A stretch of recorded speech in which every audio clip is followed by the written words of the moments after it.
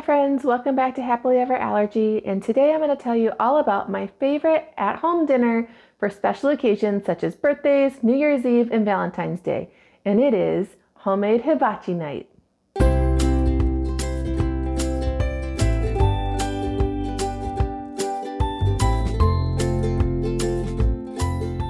Most of the recipes I present to you on my channel are going to be the easiest, most cost-effective recipes that I can find that fit our family's allergy needs. Because I know how hard it is to just feed your family when you have a lot of different diets going on. But when it comes to special events like birthdays and New Year's Eve, I like to try to go all out and plan ahead to make a super fun dining experience for my family that everyone can eat together. I'm going to show you how we celebrate New Year's Eve doing a homemade hibachi night at home that can be modified to fit almost any allergy situation. This came about at the beginning of the pandemic. We were trying to find fun and exciting ways that we could enjoy experiences at home with our kids. And I realized that we could simulate a lot of the fun, dining out experiences that we previously enjoyed, but we could do them at home. And in this case, we could then do it safely for our kids. Because we do have multiple food allergies going on in our house, going to a hibachi restaurant together is just not feasible at the moment. We're dealing with so many different allergies that are especially challenging when you go out to a restaurant where people are cooking communally. And so this way we can fit all of those needs and have a often less expensive experience, and the kids we just find it so much fun. The first thing I recommend you do when you're going to make a hibachi dinner is to plan ahead. So I've been planning this for a few weeks now. I did some Amazon ordering and I just planned out my menu so I knew what I could cook well in advance and what I needed to have prepared the day of. The best part about this is most of your sauces and things can be made days in advance, and there are a lot of neat sauces that you can buy in stores to just save yourself time and money, or time and energy, I should say. In our case, because of sesame and mustard allergies, I'm going to be making most of our sauces at home, but especially in the case of like a teriyaki sauce, there are a lot of delicious teriyaki sauces out there. So if sesame is not a problem for you, then I recommend you just go buy one of those, save yourself a step, and decide what is important to you that night. We are going to be doing a few different things. We're going to be doing some spring rolls from Costco because they're simple, they're delicious, and I can just throw them in my air fryer. If you want more information about the items from Costco that we buy, you can go ahead and check out my Costco haul that I did recently. And I also have ingredient information in that video too, so you can read labels before you get there. Also, you can make pot stickers. We love pot stickers in our house. You can make them homemade, which is a fun experience together, but most of the time we buy them pre-made and frozen. We buy the ones from Trader Joe's because they are sesame free, but again, Costco sells others and you can buy them lots of different places. And so that's a fun item that you could do. This year, we're going to try to step outside of our comfort zone and try to make homemade, allergy-friendly, little kid-friendly sushi. And so this is a first time for me. My little guy came to me a few weeks ago after I think watching something on PBS. I think it was maybe Daniel Tiger. And he said, "Mom, have we ever had sushi? I want to have sushi." I don't know that he even knows what sushi is, but he noticed that it involved rice and he loves rice. So we're going to give it a go. I'm going to make the salad that you often get at a hibachi restaurant with the ginger dressing on top. And so I'm going to go ahead and use bagged lettuce because it's simple and easy. And then I'll make a homemade ginger dressing to go with it. These style dressings often have unrefined peanut oil in them. So just be aware of that if you're going out to a restaurant. Decide to find out ahead if you have a peanut allergy, if that's a concern for you. But I found a really delicious recipe online that I believe is keto friendly, and it's awesome. And it has a lot of neat substitutions in it too. For all the recipes that I'm using today, I have linked in the description box below the inspiration recipes I found, and then I just modified them to fit our needs. So for instance, in some cases, recipes call for soy sauce. If you're allergic to soy, then you can use cocoa aminos in place of those. In our case, there's sesame oil or sesame seeds in a lot of these recipes, and I just take it out completely or substitute a different oil that we can have. So I hope those recipes will be beneficial to you. I just mark up all my recipes myself when I print them out, and then I write in my substitutions. That way I know what I'm looking for and what I need to buy when I'm preparing for these big dinner nights. Let's talk condiments. So one of the most fun parts about doing a meal like this is all of the different dipping sauces that you can have. And to be honest, with my youngest kiddo with the most allergies, he's probably going to dip everything in ketchup. So at least by doing homemade hibachi at home, you don't have to be embarrassed about your kid sad that they didn't have ketchup with their meal. So he'll probably just have ketchup. But then one of our favorites is sweet chili sauce. Now you can buy sweet chili sauce at all sorts of locations. If there's an Asian aisle in the grocery store, it probably has sweet chili sauce. This one is from Trader Joe's and it has clearly labeled ingredients. It's basically just sugar and seasonings, if we're honest with ourselves, but it's delicious. So my older kids love this. It is slightly spicy. It's not really spicy at all. But if you have a kiddo like mine that any spice is a thing, it's something to know. But then if you have an Asian grocery store or a larger grocery store with a large Asian section, there are huge bottles that you can buy of similar type sauces that are delicious and a little more cost effective. But this is a tasty option. I have a kiddo that loves honey mustard, and so he will use honey mustard. I know normally when you go to a hibachi steakhouse, they have like a mustard dipping sauce. We just go ahead and use this one because we have a mustard allergy. I like to just keep this contained as much as possible. So we just put a little squirt on each person's plate that's going to eat it. And we just make sure to keep our kiddo that has allergies away from it. And he knows he can't have mustard. I also, a friendly tip for you, I label everything in my fridge that's a condiment with green safe for my allergy kiddo and red not. That way he knows, I mean, we all know what he can and can't have, but this is just makes it easier for us to know and for him to remember what is safe and what isn't. I also keep his things in a different part of the fridge normally. So, and then the last sauces that I'm going to make again is that salad dressing and chipotle mayo. You can buy a yum yum sauce. They sell like the sauce that you would get at a hibachi restaurant in the Asian section of your grocery store. It's delicious. We really like it. But because we only do this once in a while, we weren't using it up. So I'm just going to take a little bit of mayo that's safe for us and add in some sriracha hot sauce, mix it up, and we're good to go. And it'll work well enough for us. And then I'll go ahead and make that homemade teriyaki sauce so that we can have it as a dipping sauce and to go on our meat and probably not the veggies. We'll just do it on meat. I am going to be cooking the hibachi, or I guess my husband likes to be the hibachi chef in our family. And I'm going to be cooking ours on our electric skillet. So this is a giant Presto electric skillet. And so we're going to put it on our kitchen counter. And because we have bar stools that come up to the back side of the counter. And so he'll cook from one side and the kids will be on the other. And it works super well for us. But if you have, our old house had the stove in like the peninsula part. So you're actually facing the people already sitting at the stove. That's absolutely perfect. Then you can just cook on your stove. Everything's there and ready. If you don't have that, you can use an electric skillet on the end of your kitchen table. You know, just kind of keep it back from your kiddos so they don't burn themselves on the griddle when it's hot. Also, I thought this would be super fun to do in the summer. If you have one of those Blackstone griddles, you could do it outside. How cool would that be? Like outdoor hibachi? You could just really go to town with that. So that would be super fun. The other thing is that we got these plates for our wedding years ago. This came with a set that we got from, I think they're from Crate and Barrel. Yeah, these are from Crate and Barrel. They don't sell these anymore, and we only had 4 of them. So since there's now 5 family members in our house, I bought a different one. Ooh, that's loud. I found these at IKEA, and it's like a compartmented plate. And so I bought these a couple of years ago, and they were only like $5. I think they're now between $7 and $10. But what's really fun is that you can use them for sushi. You can use them like we're doing now for hibachi. You can also use it for like a fondue night or just any time that you have sauces and your kids like to keep them separate. This plate's perfect for it. I bought on Amazon just this little sushi making kit. Obviously, if you're able to eat store-bought sushi, then by all means, just buy your favorite sushi and bring it home. There are so many different ingredients that we can't eat in store-bought sushi between oils and dairy. I don't think there's normally dairy in sushi, but the seafood aspect with having a shellfish allergy just prohibits that for us. But I just bought this little kit. It has just a mat in it, the bamboo mat, and some, I think there's like a little paddle for your rice inside, as well as some chopsticks. So we're going to try this out. I went ahead and I ordered this a few weeks ago, but Amazon, you know, things can come fast. And so you can also find similar kits in specialty grocery stores and things too.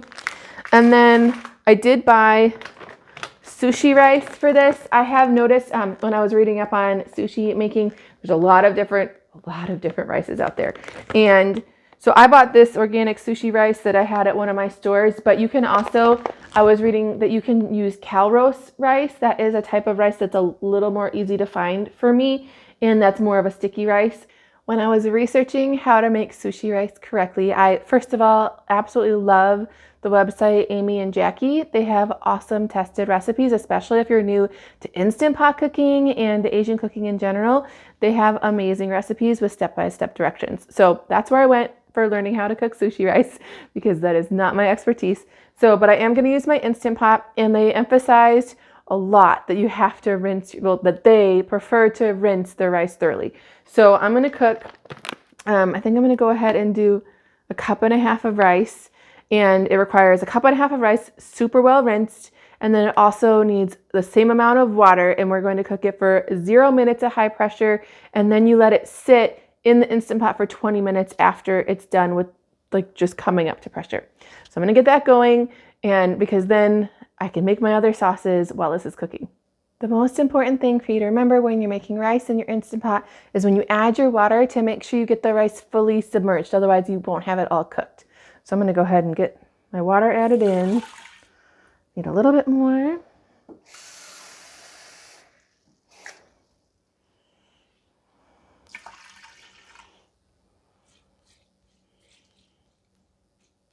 And the recipe I'm following, I'm using as a guideline because they did have some other specialty seasonings that they added in. I'm not going to do that this time because we don't try new ingredients when we have a special event. So there's like a spice powder, I think it was dashi or something, that they added in. I'm just going to do straight rice, but I will make, they have in the recipe I linked below, they have like a special vinegar that they make because it's just vinegar, salt, and sugar. I'll go ahead and make that. So links to all of that will be down below in the description box. All right, so we get our lid on our Instant Pot, line it up. Mine, you still have to move to sealing, and then we're going to pressure cook and see if we can do mine on just 0 minutes. Yep, it'll come up to pressure and it'll beep letting me know it's done, and I'm going to let it sit after it's done until this says L20. That'll mean it's been sitting for 20 minutes after. Here we go. I'm going to try to make my sushi as authentic as I can, and so even though it is mainly for little kids, we're going to give it a go to make a sushi vinegar. And so the recipe called for 2.5 tablespoons of rice vinegar and then salt and sugar. I got my slightly different vinegar done. You're not supposed to use brown sugar, so I recommend you find a white sugar. I got my vinegar done. It's supposed to be cold before you put it on your sushi rice, so I'm going to pop it in the freezer real quick to get it chilled down. So my rice is all done cooking. We're at 20 minutes after it came up to pressure, so I'm going to go vent it. And then I get it dumped into another bowl, add the vinegar, stir it around, and let it cool.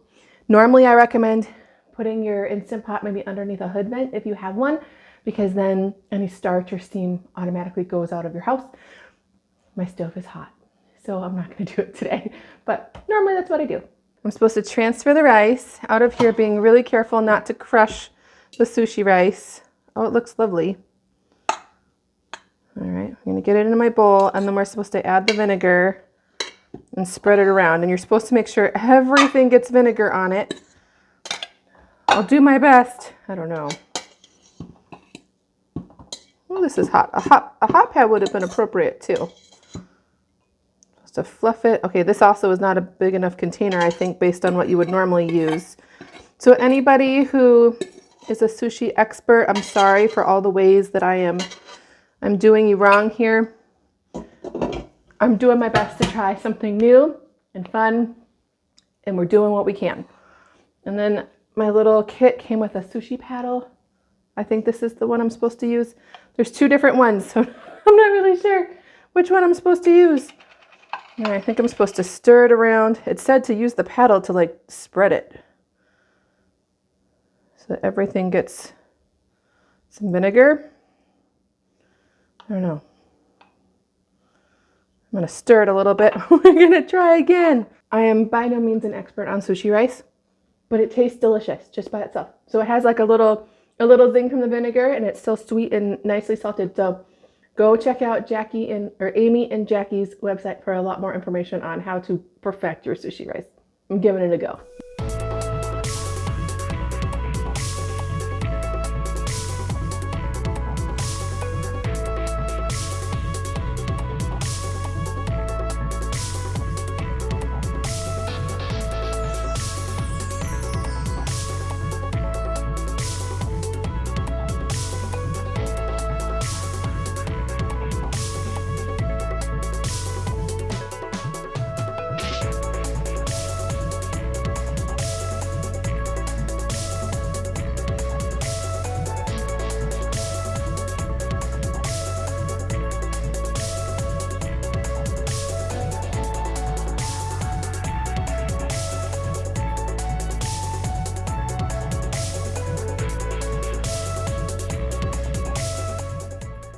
let's go ahead and make our ginger salad dressing.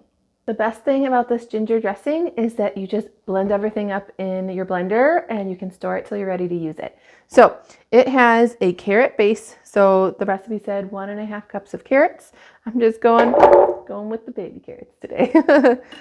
All right, it has a quarter of an onion, a quarter of a small onion. So I just took a little chunk. My blender thankfully will chop it all up. It'll be fine. All right, it calls for, let's see, 2 tablespoons of ginger. Okay, so I bought ginger in preparation for this. I was gonna peel it myself. I was gonna show you how to do it. Well, this is how it comes in the store. If you've never bought ginger before, it looks kind of funky, and you can peel the peel off of it with just the back of a spoon, or you can go ahead and use your peeler. Mine got frozen, and then I thawed it, and it's kind of a mess. So if you don't want to deal with this type of fresh ginger, which it's amazing, it's the best flavor, you can also buy prepackaged ginger. They sell it in like little tubes sometimes. This is from Trader Joe's and it has little pre-portioned amounts. It's frozen. And so today that's what I'm going to do since I need, let's see, how much did I need? 2 tablespoons. So I need 6 of my little cubes of my ginger today. So this is perfect in a pinch, or if you're like me and you keep forgetting your ginger in your refrigerator and then it goes bad on you, this is a budget-friendly option, and then you won't have it go bad.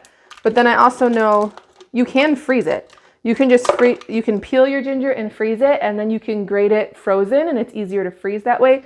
That's a Rachel Ray tip from years back. I just keep struggling. I bought a whole bunch of it, and now it's frozen, and I haven't peeled it. I was gonna peel it and then freeze it. It's a problem for another day. All right. So then we need oil. My original recipe is a paleo recipe, and so it called for avocado oil. We're just gonna substitute canola because my kiddo used to have F-pies to avocado and he's still a little gun shy. So this calls for 1/2 cup plus 2 tablespoons. So we're just gonna kind of eyeball the extra tablespoons. So you can use whatever oil works best for you. Most recipes that I originally used called for unrefined peanut oil. In our case, that's a no-go, but I'm sure it does add delicious flavor. So if you can have peanuts, feel free to find recipes that have that. All right, this recipe, since it is paleo, has cocoa aminos. So that works really well for people that have a soy allergy. You can find them lots of places. This one's from Trader Joe's. All right, 1/4 cup of cocoa aminos. 3 tablespoons of rice vinegar. This is what my rice vinegar looks like. You can find it in most grocery stores in general. I'm sure there might be other fancier varieties, but this is what I've got, so it'll work. And I'm also going to use this same vinegar to make the vinegar that goes on the sushi rice. And then it calls for, and this recipe calls for coconut sugar. I didn't have that, and sea salt and black pepper. I'm just using a little bit of brown sugar, I didn't even have white sugar right now. So brown sugar, salt, and pepper. And then once everything's in there, you just blend it all up and your dressing is done. Brace yourself, it's getting loud. I'm gonna go ahead and just pour my dressing into this mason jar, and then I'll put a Post-it note on it so I don't forget which sauce is which, although you can't really mistake this one. Not all my kids like this because of the raw onion in it. I find it delicious. But for some that are sensitive to onions and things, this may not be the perfect recipe for you. I absolutely love it. And because I'm using just chopped up lettuce, you can eat it anytime you want. So just a little goes a long way. And this it makes 2 full cups, this recipe does. So I probably won't even use it all. But again, it just took onions, carrots, and a few other seasonings to blend it up. So this was way cheaper than buying one in the store too. So first condiment done. Here are all my ingredients to make my homemade teriyaki sauce. Again, if you can eat the store-bought ones, just grab your favorite one. This is gonna work for us, and it's pretty simple to put together once you have the ingredients. So it takes brown sugar, ginger, garlic, soy sauce. Again, if you can't have soy, you could sub cocoa aminos. It'll have a slightly different taste, but it'll still be good. Vinegar, cornstarch, honey, and water. So I'm gonna get it all stirred up together. I'll cook it, and then when it's all thickened, I'll put it in the fridge for when we do our hibachi day.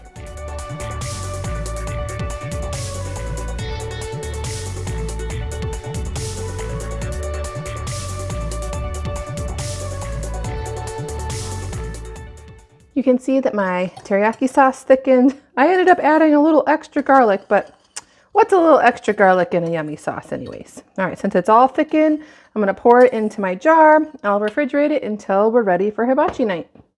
All right, I am ready for the last step of my hibachi prep, and that is for my fried rice.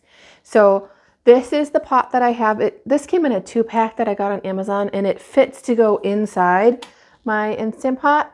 And so it's called pot in pot cooking when you have something already in a container and it goes inside the Instant Pot. So I love doing this because then it's foolproof. It does require a lot longer time because it's an indirect cooking method, but my rice comes out perfect every time and I love it. So the first thing you always have to do when doing pot in pot is to pour, or I should say down inside. I have my trivet down inside my Instant Pot. That'll keep the pan up off the bottom. And then you need to add 1 cup of water. And then here I have 3 cups of rinsed jasmine rice. Any kind of rice will really do. You just probably don't want another sticky rice. So then here I have 3 cups of rinsed rice. I'm going to add a little bit of oil. I don't know that this is necessary. It helps it kind of separate more. We're kind of looking for the opposite of the sticky rice. I'm going to add a little bit of salt. I've seen recipes that say like a teaspoon per cup. I'm not going quite that much. And then because it's pot in pot, it's literally 1 cup of rice to 1 cup of water. So I have 3 cups of water. This is the maximum amount that I have successfully cooked in this little pan. I'm going to set it inside my Instant Pot and give it a stir because I have that oil and salt. If you don't stir it, you will get like a salty spot. I have done that before where I forgot to stir it. So now I'm just going to put my lid on. I'm going to cook it in my Instant Pot for 15 minutes of high pressure. And then when it's done cooking that time, it'll be an additional 10 minutes of a natural pressure release. And then it'll make the perfect sticky rice, or perfect rice for my fried rice, or really any place that you need a not super sticky rice. All right, so we're going to put pressure cook. We're going to go up to 15. And then I have mine's an older Instant Pot, so I have to turn this to sealing, not venting. And then mine starts automatically. Some of the newer ones, you have to press start, but not the button. Each one's different. There we go. It takes some time to come up to pressure before it begins the countdown. So in probably about a half hour, I'll have perfect rice. My rice is done. I'm going to go ahead and release the steam that's in here, and then we'll open it up. All right, the pin has dropped. Is that what it's called? The pin? I don't know. Anyway, there's our rice, all hot and steamy, and it looks delicious. I'm just going to remove the pan, let it cool on my counter, and then I'll wrap it up in plastic wrap and it'll be all ready to go for our hibachi night. Although I did hear I have a kiddo who wants a little bit of rice before I put it away. So we're going to take just a little bit for him. I wanted to show you that I got all my prep work done for hibachi night. So what I have is my cooked and cooled rice all wrapped up and ready for the fridge. And so this will be for my fried rice. We have my sriracha mayo and my teriyaki sauce, my salad dressing, and my sushi. So I would say if you are not going to do the sushi, your prep work could probably take you maybe total with pre-cooking the rice 30 to 45 minutes to blend up the sauces and to make the rice. Okay, it really was not that bad. It was the sushi that took me the most time and the most angst since I'm new at that. I'm sure if you become really good at making sushi, it's something that you can get done quickly, but you still have to cook and cool the sushi rice first. So there is an element of waiting involved. So that being said, my prep work is mainly done for our hibachi day or hibachi night. And so all I'm going to have to do the day of is chop up my meat and vegetables and prep it, like lay out the table and everything. So it really shouldn't take me that long. And also, I had been looking online for kid chopsticks because I thought it would be really fun, but I was trying to be frugal. And the sushi kit, that little sushi kit I showed you that I had, came with 5 sets of chopsticks, and I YouTubed how to hold them together, like the hack from when you go to a Japanese steakhouse or a Chinese restaurant where they have them tied together. And I just found a video that showed me how to do it, and it was super easy. It is a little hard. You have to make sure you have more rubber band at the end so that it actually pulls them back. But they're super fun. So now all 3 of my kiddos have their practice chopsticks. And if they don't want to use them that way, then they can just take it apart and it's super simple. So I was really excited. I was really excited about that. All right, I'm excited to show you the last and final step at hibachi night, the actual dinner and show. Hibachi day has arrived and it's about an hour before we're going to eat. So I'm going to go ahead and get my meat and veggies all cut up and my table set. So that way when it's time to start, all I have to do is pull out all the prepped ingredients and then we'll get going.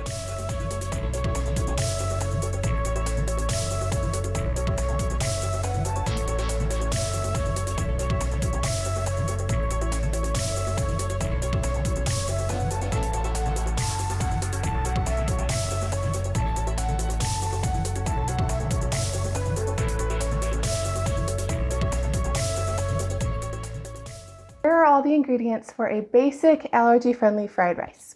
So I have my cooked and cooled rice from yesterday. That makes it the easiest. And we will use country crock plant sticks with olive oil for our butter substitute. And then I have some other olive oil for just frying up initially if I feel like I need a little bit more moisture. And then my mixed vegetables, I don't need the whole entire bag, I don't think. So I'll probably cook them all most of the way and then save them for my recipe. And then any extras that I have, I'll just put in a container to eat some other time during the week.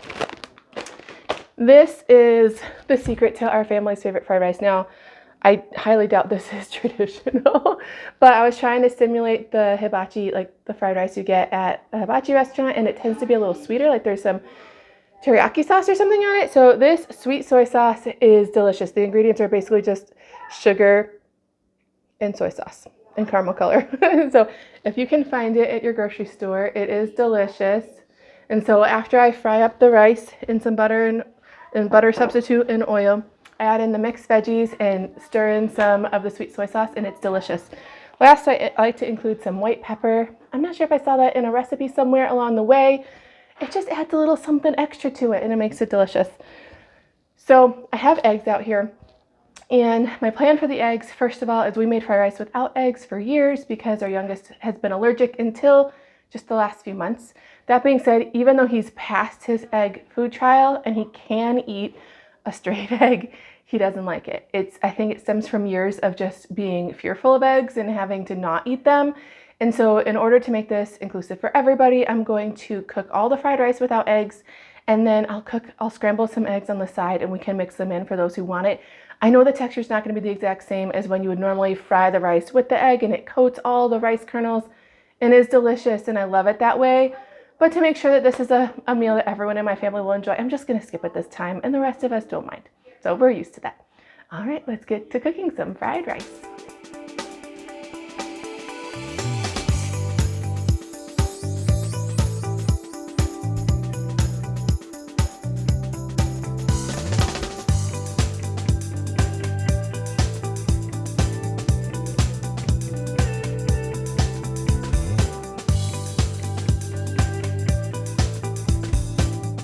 Here is our table all set up and ready for hibachi night.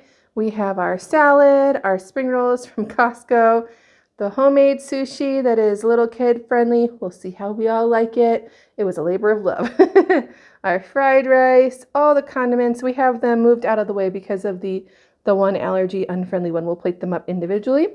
We have our meat and our veggies all ready to go. We have our teriyaki sauce and our country crock plant sticks. So we are ready for hibachi night. Let's get to it.